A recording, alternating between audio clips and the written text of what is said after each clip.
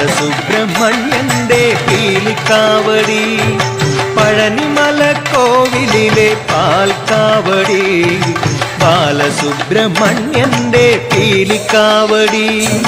Vel Muruga Sree Muruka, Vel Muruga ഹരോഹര, Sree Muruka ഹരോഹര, Arumukha ഹരോഹര, ആദിരൂപ ഹരോഹര.